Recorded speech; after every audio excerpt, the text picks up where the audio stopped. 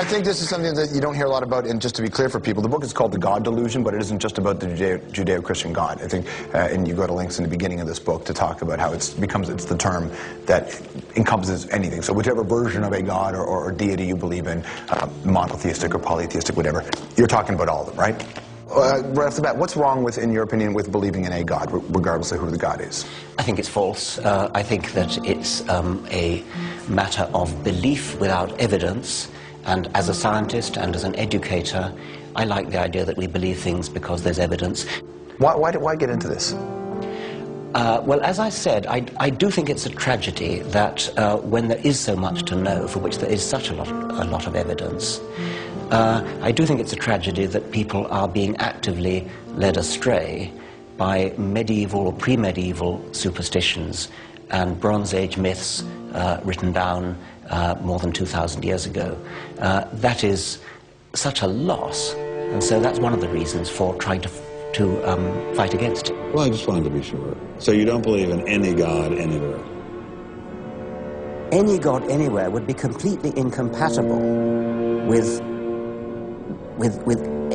anything that I've said.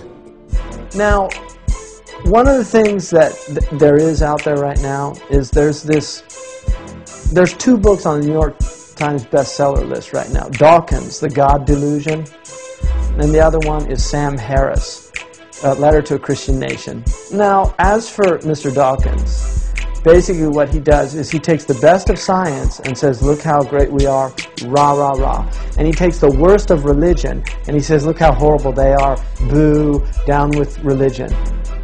You know, not really fair. Science has a lot of good in it. It also has a lot of bad. We tend to forget there's a lot of bad science in the world. For instance, there was a move in the United States in the early 20th century, in the 1920s, to basically sterilize poor people because they were seen scientifically as unworthy of breeding. That was a scientific theory. That scientific theory manifests in the Nazi movement because the Nazis believed in the science of eugenics, that they were actually a superior race. And they believed that the Jews were an inferior race. That's science. That's not religion. So Dawkins doesn't talk about that science. Science is only what's good and what's wonderful and what's... So science has its downside as well. Now religion has its downside also. But it's kind of an unfair fight when you take the best of science, the worst of religion, and write a book about that.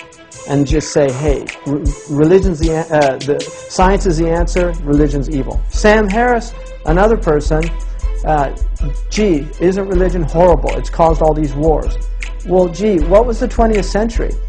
World War I? Was that about religion? Wasn't that nationalism?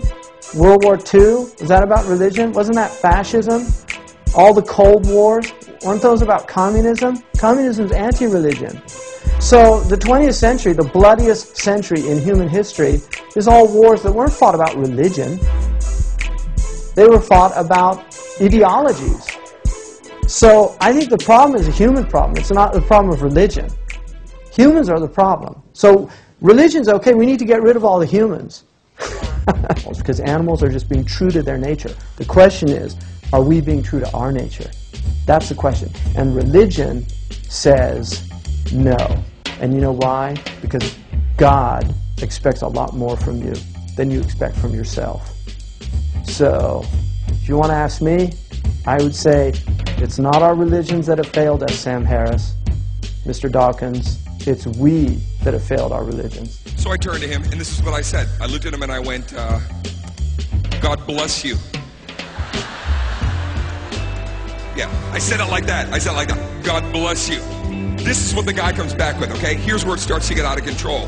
Guy looks at me, and very condescending, he goes, yeah, I'm an atheist. Yeah, what a jerk, right? I'm trying to be polite. I don't know you're an atheist, right? And even if I did, what am I supposed to say when an atheist sneezes? When you die, nothing happens. As I'm telling him about my religious background, he's laughing at me. He is laughing at me. He's giggling. He's like, you believe this? This is what... Now for his own entertainment, he says to me, let me ask you this. What do you believe happens to you after you die?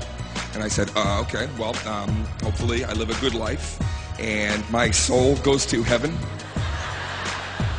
And when I get there, all my ancestors will be waiting for me like it's an airport. Hey, what's up? Guess who's dead, sucker? Come here. Come here, float over here. Check this out. So he's laughing at my beliefs, and finally I just snap back. What about you? Okay, what about you? All right?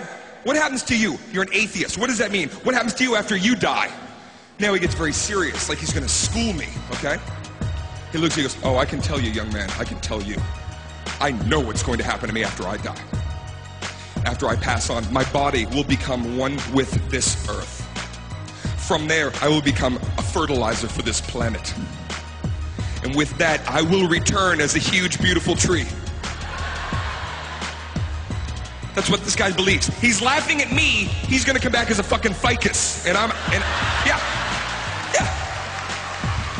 Johnny Weeping Willow over here. I wanted to slam this guy so bad for this, right? But then I stopped. I stopped, you guys. Please hear me out. I let it sink in, and I want you to as well. I hope when he dies, he does become a tree.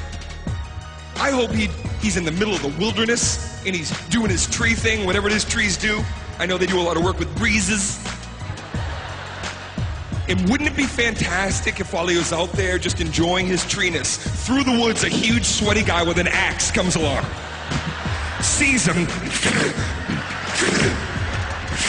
chops him down, smash, put a chain around him, drag him through the mud and the muck, throw him into a sawmill, grind him up.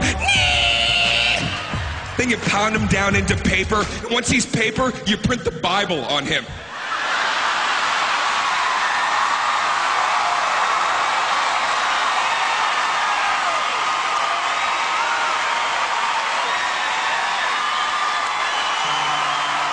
The only argument for atheism is the absence of evidence for God.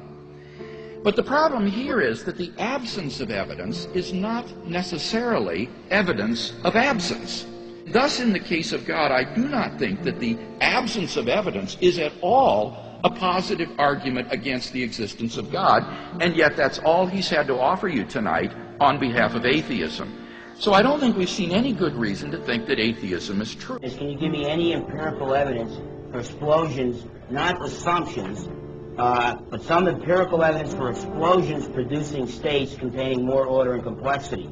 I mean, I can think of one. You're arguing in a circle if you're saying... I can think of one. We run out of milk, and I got to get some milk, so I drive to the store. There's an explosion happening in that engine, and it got me some milk in my refrigerator. Well, there's an example, isn't it? It's a controlled explosion. You'd have to agree that an engine is designed by intelligence. Yeah, I think so. That was a pretty good theistic argument. Thank you.